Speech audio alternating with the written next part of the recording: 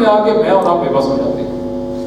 ہمیں پتہ ہے سچ بولنا چاہیے، جھوٹ نہیں بولنا چاہیے، وعدہ خلافی نہیں کرنی چاہیے، بدکاری نہیں کرنی چاہیے، لیکن انسان جب اپنی آنکھ کھولتا ہے تو اس نے شادی بھی تو کرنی ہے. شادی کس سے کرے کس سے نہ کرے، طلاق ہوئی تو طلاق کا طریقہ کیا ہے، تجارت کرنی ہے تو کیسے کرے، میاں بیوی کے حقوق اور فرائض کیا ہے، عدالت لگانی ہے تو عدالت کیسے لگائے، سیاست کرنی ہے تو سیاست کیسے کرے، اور ایک کارخانہ دار اپنے یہاں ملازموں کو تنخواہ کتنی دے اور کارخانہ دار کتنی محنت کرے. یہ وہ انتہائی لا انہیر مسائل ہیں جس کا کوئی حل میرے اور آپ کے پاس نہیں ہے.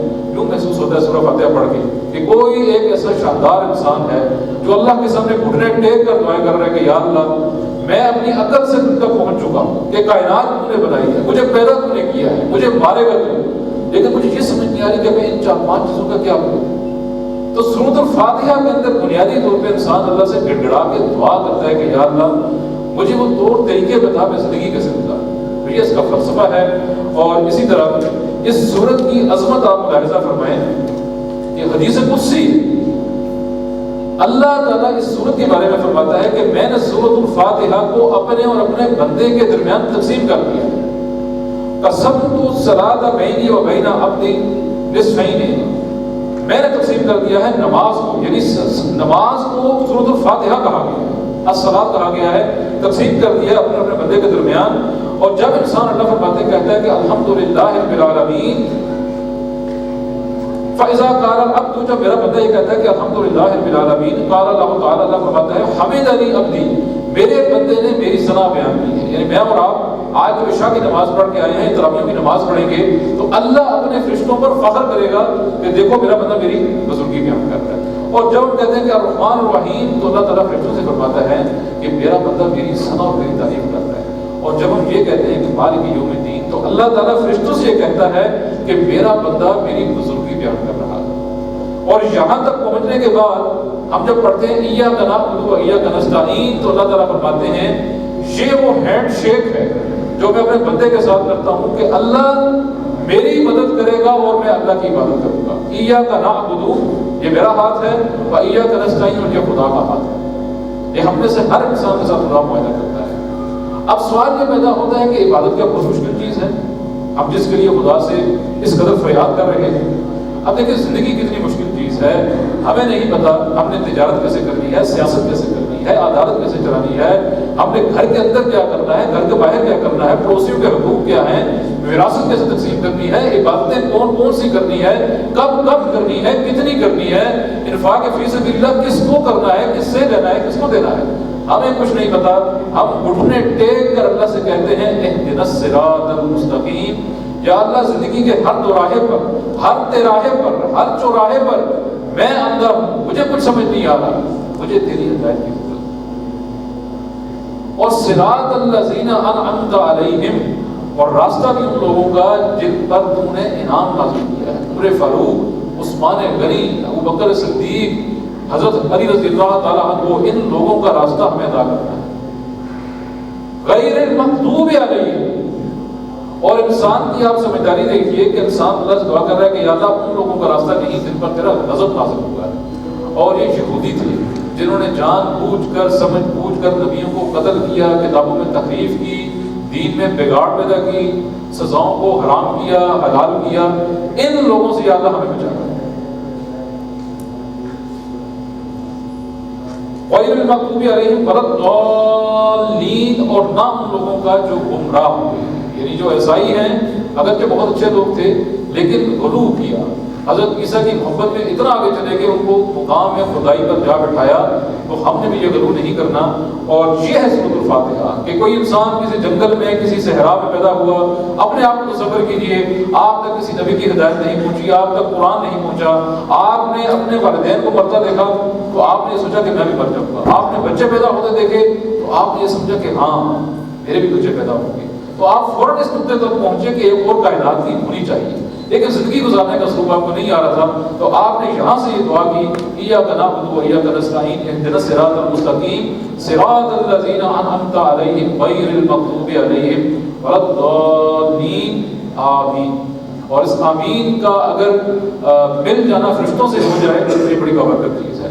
تو یہ سورۃ الفاتحہ اور اس کا ایک مختصر ترجمہ ہم لوگ دیکھ لیتے ہیں انشاءاللہ۔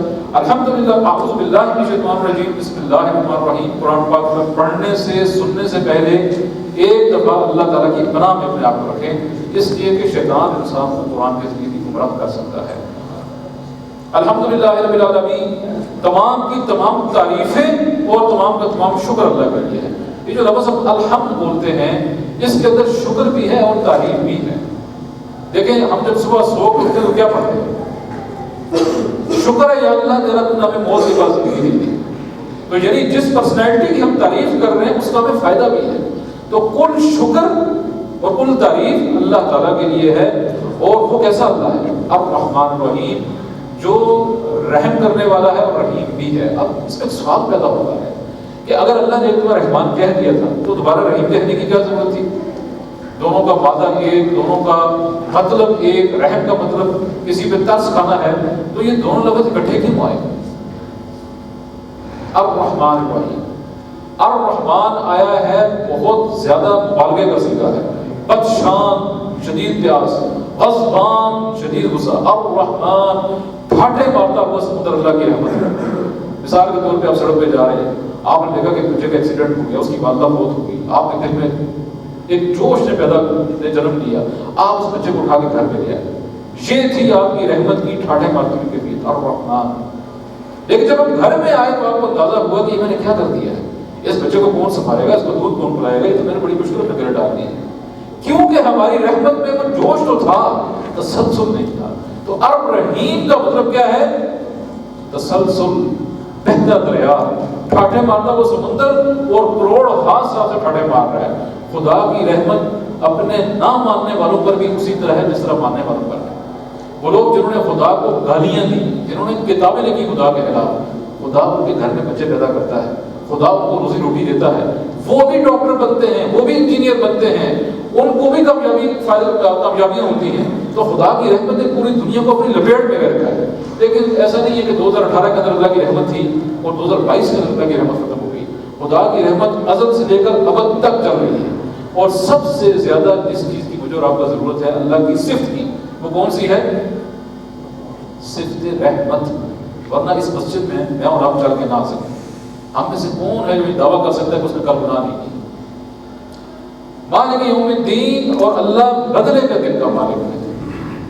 وہ جس نے 100 قتل کیے، وہ جو نیتن یاہو نے 30,000 بچے مار دیے، تو میری اور آپ کی آواز کیا ہے؟ یا خدا میں کر کچھ نہیں سکتا، لیکن ایک ایسا دن ہونا چاہیے جب ان سب کا حساب ہو۔ تو بدلے کا دن ہمارے دل کی پکار ہے، ہمارے ذہن کی پکار ہے، اس دنیا کے ہر مظلوم کی آواز ہے، مالک یوم الدین۔ تو یہاں تک انسان پہنچ کر اپنے رب کی تعریف کرتا ہے کہ یا اللہ تو رحمان ہے، تو رحیم ہے، تو قیامت کے دن کا مالک ہے، ساری تعریفیں تیرے لیے ہیں۔ اور ایاک نعبد و ایاک نستعین، اور یا اللہ میں تجھ سے وعدہ کرتا ہوں کہ میں تیری عبادت کروں گا، لیکن نستعین، تیری عبادت بہت مشکل ہے۔ سردیوں کی ٹھنڈی راتوں میں، گرمیوں کے تھپیڑوں کے اندر چل کے مسجد آنا، کہیں شادی میں بیٹھے ہیں، آپ کے وضو کر کے نماز پڑھنا بہت مشکل ہے، عبادت کرنا۔ اللہ فرماتے ہیں اہدنا الصراط المستقیم، یا اللہ میں تجھ سے دعا کرتا ہوں مجھے سیدھا راستہ دکھا۔ زندگی کی اس پرپیش شاہراہ کے اندر ہر طرف ٹیڑھے راستے ہیں، ہر طرف سپنے ہیں، ہر طرف خواب ہیں، ہر طرف شیطان بیٹھا ہے، کوئی سیدھا راستہ یا اللہ مجھے دکھا دے۔ صراط الذین انعمت علیہم، اور یا اللہ صرف لکھا ہوا راستہ نہ ہو، تھیوری نہ ہو، کچھ لوگوں نے اس پر عمل کر کے بھی دکھایا ہو۔ تو لو تمہارے سامنے آگے حیدر کرار، تمہارے سامنے عمر فاروق، عثمان غنی، طلحہ، زبیر، صحابہ کرام کی مثالیں موجود ہیں، اور موسیٰ اور عیسیٰ اور ابراہیم، اور سب سے کائنات کا عظیم انسان حضرت محمد صلی اللہ علیہ وسلم نے کر دکھایا۔ اگر نہ کرتے تو میں کہہ سکتا تھا بہت اچھی کتاب ہے، عمل کسی نے کیا تو میں کیسے کروں؟ غیر المغضوب علیہم، اور یا اللہ مجھے بچائیے ان لوگوں کے راستے سے جن پر تم نے اپنا عذاب نازل کیا، ولا الضالین، اور یا اللہ جو گمراہ ہو گئے۔ یہ تھی سورۃ الفاتحہ، بہت عظیم سورت ہے، اس پر غور کرنے کی ضرورت ہے۔ یہ میرے اور آپ کے دل کی پکار تھی جسے خدا نے الفاظ بنا کر قرآن کی شروع کی۔ اب آئیے سورۃ البقرہ، قرآن پاک کی سب سے بڑی، سب سے طویل اور بہت ہی شاندار سورت ہے۔ اس سورت کے بارے میں اللہ کے نبی نے فرمایا ہے ہر چیز کی ایک چوٹی ہوتی ہے، اور قرآن پاک کی چوٹی کیا ہے؟ سورۃ البقرہ۔ اور سورہ بقرہ کی چوٹی کیا ہے؟ آیت الکرسی یہ حضور کا فرمان ہے، ہمارا مبالغہ نہیں ہے۔ اور سورہ بقرہ کب نازل ہوئی؟ وی شوڈ نو، ہمیں پتہ ہونا چاہیے۔ یہ سورت نازل ہوئی بالکل جب مسلمان مکہ کا ظلم و ستم سہ کر مدینہ پہنچے، تو اب مسلمانوں کے سامنے اپنی بستیاں تھیں، اپنے گھر تھے، ضرورت تھی کہ شادیاں کیسے ہوں، بیاہ کیسے ہوں، یتیموں کے حقوق کیا ہوں، لوگ مر جائیں تو ان کی وراثت کا کیا ہو، عدالتیں کیسے چلیں، قاضی کیسے فیصلے کریں۔ تو اس صورت کو پہلی صورت ہے جس کے اندر شریعت کا بلیو پرنٹ نازل ہوگا، اور یہ پھر آگے جا کے سورہ نساء کے اندر مزید اس کو کھولیں گے اللہ تعالیٰ، اور سورہ مائدہ میں جا کے یہ جو شریعت سازی تھی وہ مکمل ہو جائے گی۔ تو یہ اس لیے عام ہے، اس کی فضیلت اتنی عظیم ہے کہ صحابہ کرام نے اس کو 12 سال میں یاد کیا، اور صحابہ اللہ کی راہ میں جانور ذبح کر کے دیا کرتے تھے کہ یا اللہ ہم نے سورہ بقرہ یاد کر لی۔ تصور کی عمر فاروق جیسا انسان فخر محسوس کر رہا ہے کہ میں نے سورہ بقرہ مکمل کر لی۔ ان کے مکمل کرنے میں ان کا عمل شامل ہوتا تھا، ہمارے مکمل کرنے کے اندر ہمارا حص شامل ہوتا ہے۔ عبداللہ بن مسعود جیسی پرسنالٹی جن کے بارے میں کیا کہنے قرآن فہمی کے بارے میں، انہوں نے 8 سال میں سورہ بقرہ یاد کی،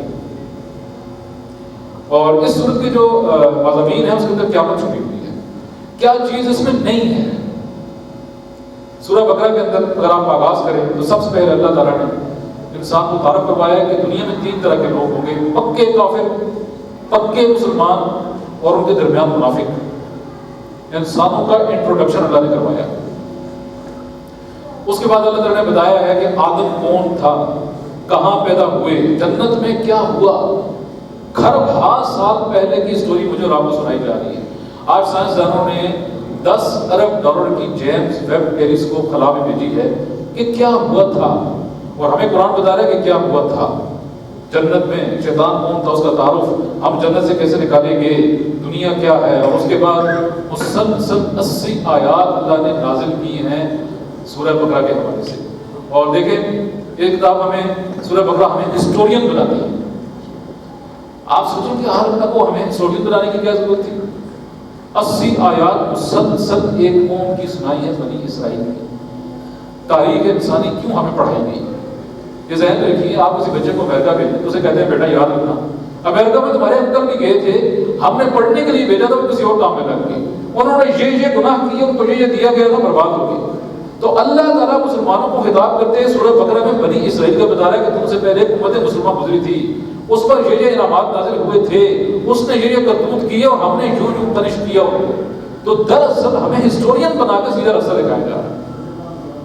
تھوڑا سا آگے چلیے آپ تو آپ حیران کے صورت کے اندر اللہ تعالیٰ نے ہمیں وراثت کی قوانین سکھائی۔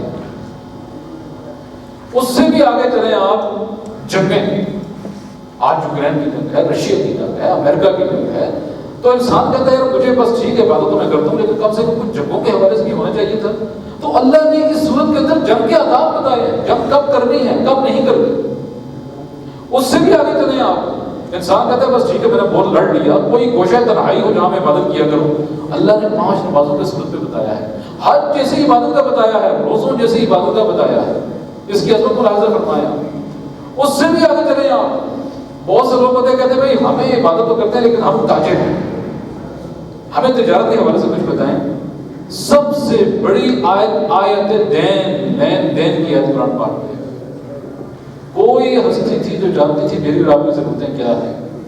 اور چھوڑیے آپ اس سے آگے جائیے، میاں بیوی کے حقوق پر پورے 2 حقوق اللہ نے نازل کیے سورت کے اندر، یہاں تک کہ بچوں کو دودھ پلانے تک کے معاملے کو خدا نے نہیں چھوڑا۔ کس قدر ڈائنامک صورت ہے یہ۔ روزہ کب رکھنا ہے کب نہیں رکھنا، بیمار ہو گئے تو کیا کرنا ہے، یہ صورت اللہ تعالیٰ ہے۔ اور سود، بڑی بڑی قوموں کو تباہ کر دیا سود نے، سود کے حوالے سے آزاد ہے۔ دعائیں ہیں، یہ سورہ بقرہ ہے، اور سورہ بقرہ جوڑا ہے سورہ آل عمران کا۔ اور جوڑا کیا ہوتا ہے؟ مرد اور عورت ایک جوڑا ہے، جو کچھ مرد کے پاس ہے وہ عورت کے پاس نہیں ہے، لیکن دونوں بائی اینڈ لارج ایک طرح کے ہیں۔ تو سورہ بقرہ اور سورہ آل عمران مل کے دونوں ایک ٹاپک کو مکمل کرتی ہیں۔ وہ ٹاپک کیا ہے کہ سورہ بقرہ کے اندر سابقہ امت مسلمہ کی ایک قوم سے خطاب کیا گیا جس کا نام تھا یہودی، اور دوسرے کے ساتھ خطاب کہاں پہ کیا گیا؟ سورہ آل عمران میں۔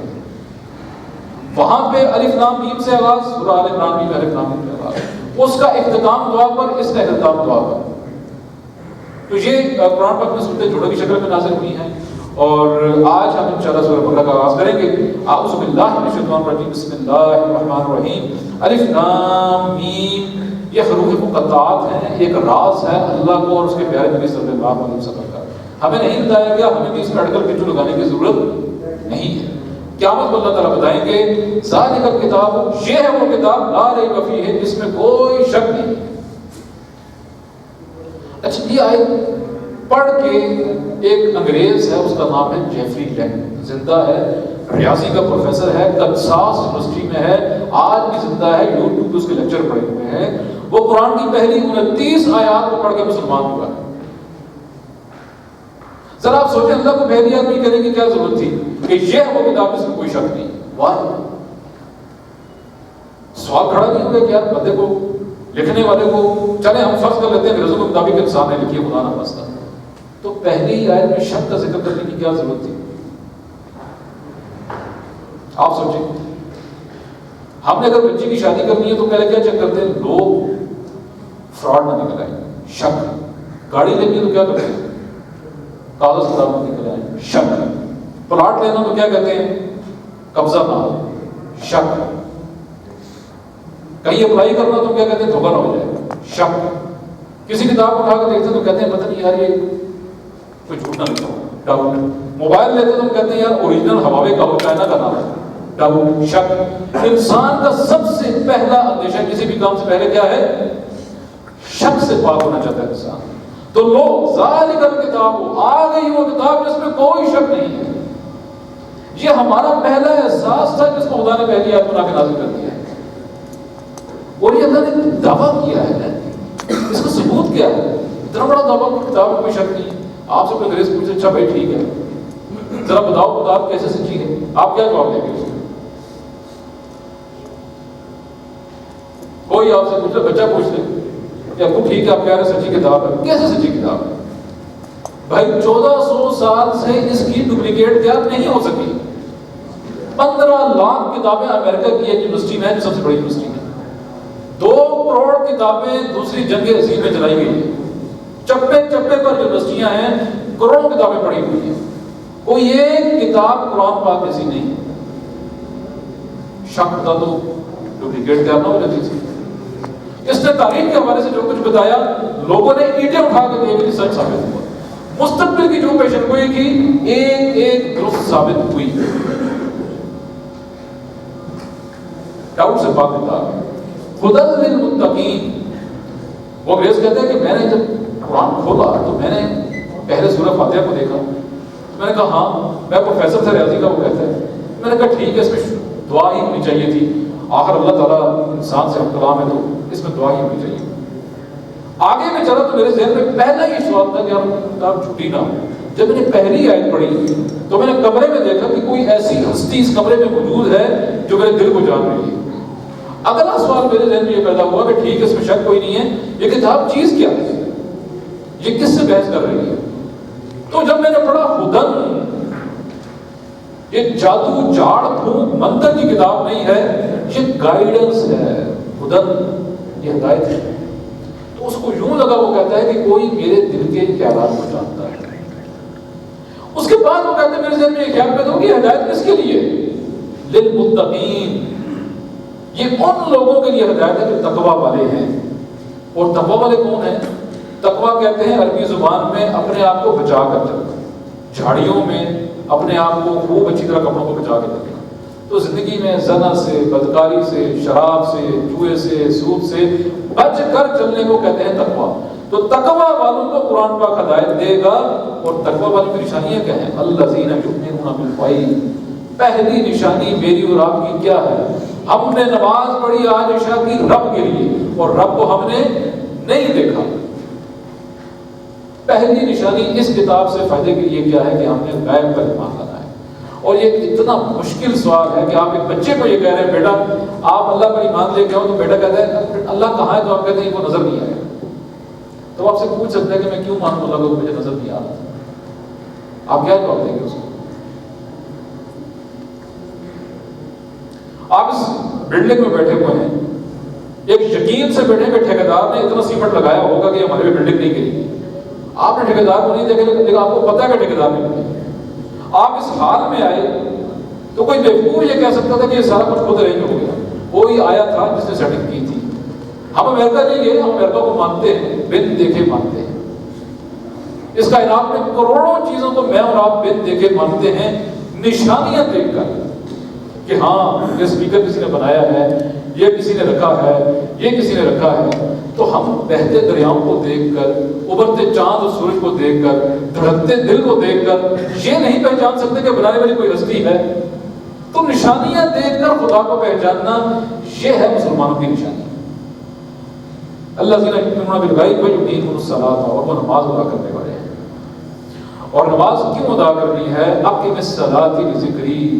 دنیا اس قدر خوبصورت ہے, اس قدر حسین ہے. آج PSL ہو رہا ہے, کل فٹ بال کا ورلڈ کپ ہوگا, اس سے پہلے الیکشن تھے, پھر خاندان میں شادی آ جائے گی. دنیا گورکھ دھندا ہے, خدا کو بھلا دیتی ہے. نکل کے آؤ 5 وقت میرے سامنے آ کے نماز پڑھو تاکہ میں تمہیں یاد رکھوں, تب تم خدا کی مان لاؤ گے. وَيُقِيمُونَ الصَّلَاةَ وَمِمَّا رَزَقْنَاهُمْ يُنْفِقُونَ. اور جو دولت میں نے تمہیں دی ہے, خدا نے تمہیں دی ہے, یہ نہیں کہ میں بہت لائق تھا, اس میں سے وہ خرچ کرنے والے ہیں. اور وَالَّذِينَ يُؤْمِنُونَ بِمَا أُنزِلَ إِلَيْكَ. اور وہ ایمان لاتے ہیں اس وحی پر جو نازل کی گئی ہے آپ کی طرف. یعنی مسلمان قرآن کو بھی مانتے ہیں, تورات کو بھی مانتے ہیں, انجیل کو بھی مانتے ہیں, زبور کو بھی مانتے ہیں. وَمَا أُنزِلَ مِن قَبْلِكَ. جو آپ سے پہلے نازل کی گئی. وَبِالْآخِرَةِ هُمْ يُوقِنُونَ. اور وہ آخرت پر بھی یقین رکھتے ہوں. یہ جو عقیدہ آخرت ہے اس نے انسانوں کو بالکل سیدھا کر کے رکھا ہوا ہے. اکثر و بیشتر میں کیا کہتے ہیں, پولیس والا نہیں کھڑا, کوئی پکڑ نہیں سکتا, یار پڑھنا نہیں ہے. یہ جو آخرت کا خوف ہے یہ انسان کو سب سے زیادہ سیدھا کر کے رکھتا ہے. تو یہ جو 5 نشانیاں ہیں ان لوگوں کی نشانیاں ہیں جو متقی ہیں. وہ نماز پڑھیں گے, وہ زکات دیں گے, وہ آخرت پر ایمان لائیں گے, وہ اللہ کی راہ میں خرچ کریں گے, وہ غیب پر ایمان لائیں گے, وہ ہیں متقی. اور متقیوں کو ہدایت ملے گی. تو یہ ہیں وہ پہلی 5 آیات جو حسین 3 آیات ہیں. اولئک علی ھدی من ربہم. یہ ہی لوگ ہیں جو ہدایت پر ہیں. یہ نہیں کہا کہ یہ بھی لوگ ہیں, یہ ہی لوگ ہیں جو ہدایت والے ہیں. وَأُولَٰئِکَ هُمُ الْمُفْلِحُونَ. اور یہ ہی لوگ ہیں جو فلاح پانے والے ہیں. یہ نہیں کہا کہ یہ بھی فلاح پانے ہیں وہ بھی فلاح پانے والے ہیں. یہ ہی لوگ ہیں جو فلاح پانے والے ہیں. تو الحمدللہ آپ اللہ پہ دیکھ کے ایمان بھی لاتے ہیں, آپ نماز بھی پڑھتے ہیں, آپ انفاق فی سبیل اللہ پہ کرتے ہیں. تو اللہ کا شکر ہے میں اور آپ خوشخبری کے مستحق ہیں کہ اسلام کے بہت بڑے حصے پر میں اور آپ عمل کرنے والے ہیں. اب آئیے, یہ تو تھے پکے مسلمانوں کا تعارف اللہ نے کروا دیا, اور اب پکے کافروں کے بارے میں کچھ تعریف.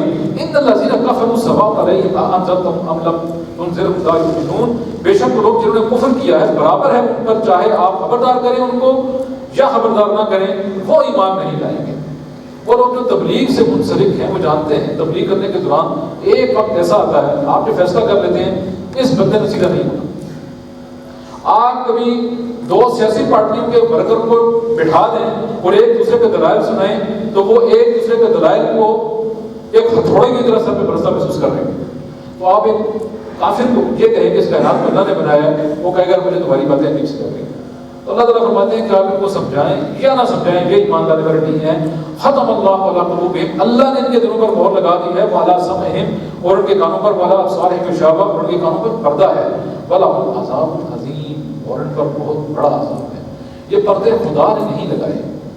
فیل یونیورسٹی نہیں کرتی, طالب علم خود فیل ہوتا ہے. یونیورسٹی صرف ٹھپا لگا کے دیتی ہے کہ لو ہم تمہیں بتا رہے ہیں کہ تم فیل ہو گئے. تو اللہ تعالیٰ کسی کے کام میں پتہ نہیں ڈالتا. یہ فیصلہ میں نے اور آپ نے کرنا ہے کہ ہم نے ان 4 نشانیوں کو نشانیاں دیکھنا ہے یا ان سے روز گزر جانا ہے. اب آئیے, یہ تو تھے پکے کافر اور پکے مسلمانوں کا تعارف. اب ایک ایسی قوم کا ذکر ہے جن کو ہم منافقوں کے نام سے جانتے ہیں. دنیا کی سب سے خطرناک مخلوق, بڑی بڑی جنگیں ان کی وجہ سے ہوئی, منافقوں کی وجہ سے. ہر فوج کے اندر, ہر سیاسی پارٹی کے اندر, ہر اسکول کالج کے اندر, ہر خاندان میں کوئی نہ کوئی ایک انسان ایسا ہوتا ہے جو منافقت کا طرز عمل اپنایا ہوا ہوتا ہے. یہ وکٹ کے دونوں سائڈ پہ کھیلتے ہیں اور منافق کہتے ہیں ایک ایسی سرنگ کو جہاں سے شکار حملہ کرتا ہے تو جانور اس طرف سے نکل جاتا ہے اور وہاں سے حملہ کرتا ہے تو اس طرف سے نکل جاتا ہے. تو منافق کے دو رخ ہوتے ہیں، بڑی اچھی گفتگو کرتے ہیں، خدا ان کو بڑی غیر معمولی پرسنالٹی کی ہوتی ہے، دولت مند بھی ہوتے ہیں، لیکن قابو کسی کے نہیں آتے۔ اللہ نے ان کی نشانیاں بتا دی کہ مسلمانوں تم قرآن پاک کو پڑھنے بیٹھے ہو، میں نے تمہیں قرآن پاک کے بارے میں بتاتے ہوئے یہ بھی بتا دیا کافر کون ہے، مسلمان کون ہے، لیکن دنیا کی خطرناک ترین قوم منافق ہے، اور اس کے بارے میں مسلسل 11-12 آیات ہیں، اور بالکل قرآن کے آغاز میں وَمِنَ النَّاسِ مَن يَقُولُ آمَنَّا بِاللَّهِ وَبِالْيَوْمِ الْآخِرِ، اور لوگوں میں سے وہ بھی ہیں جو کہتے ہیں کہ ہم ایمان لائے اللہ اور آخرت پر۔ یعنی دعویٰ دیکھیں کتنا بڑا ہے، اتنا بڑا دعویٰ کریں گے کہ آپ لرز جائیں گے کہ شاید میں مسلمان نہیں ہوں۔ یہ منافقوں کا ایک طرح امتیاز ہے۔ وَمَا هُم بِمُؤْمِنِينَ، لیکن وہ مومن نہیں ہیں، جو خادعون اللہ والذین آمنوا، وہ فریب دینے کی کوشش کرتے ہیں اللہ اس کے ان لوگوں کو جو ایمان لائے۔ وَمَا يَخْدَعُونَ إِلَّا أَنفُسَهُمْ، اور وہ فریب نہیں دیتے مگر اپنے آپ۔ یہ بڑی دلچسپ آیت ہے کہ غزوہ بدر سے پہلے غزوہ احد کے اندر کچھ منافقوں نے اچانک جنگ سے پہلے اپنا رخ پھیر دیا۔ 1000 مسلمان تھے، 300 مسلمان، 300 لوگ نکل گئے، یعنی پیٹھ پہ چھڑا کھپا مسلمان، اور اللہ کہہ رہے ہیں کہ اپنے آپ کو دھوکہ دے رہے ہیں۔ کیسے دھوکہ دے رہے ہیں؟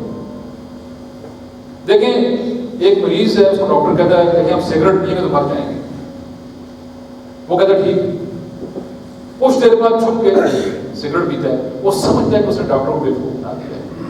8-10 سال بعد اس کو پتہ لگتا ہے کہ پھیپھڑے ختم ہو چکے ہیں، تو وہ سوچتا ہے او میں نے ڈاکٹر کو دھوکہ دیا تھا، میں نے خود اپنے آپ کو دھوکہ دیا تھا۔ تو کل یہ کافر کو، یہ منافق جب اللہ کے سامنے پیش ہوں گے تو ان کو سمجھ آئے گی ہم نے دھوکہ خدا کو نہیں دیا، ہم نے دھوکہ خود اپنے آپ کو دیا۔ وما یشعرون، وہ سمجھ نہیں رہے تھے، قلوبہم مرض، ان کے دلوں میں بیماری ہے، فزادہم اللہ مرضا، اللہ نے ان کی بیماری کو کئی گنا بڑھا دیا ہے۔ کون سی بیماری؟ وہ دل کے خواب بات تو نہیں تھے، اپنی کھیتیاں، اپنی فصلیں، اپنے بیوی، اپنے بچے اچھے لگتے تھے، جہاد پر اللہ کی راہ میں پیسے خرچ نہیں کرنا چاہتے تھے، دنیا کی محبت کی بیماری تھی، اللہ نے اسکور بڑھا دیا۔ وَلَهُمْ عَذَابٌ عَلِيمٌ، اور ان کے دردناک عذاب ہے بِمَا كَانُوا يَكْذِبُونَ، کیونکہ وہ جھوٹ بولا کرتے تھے۔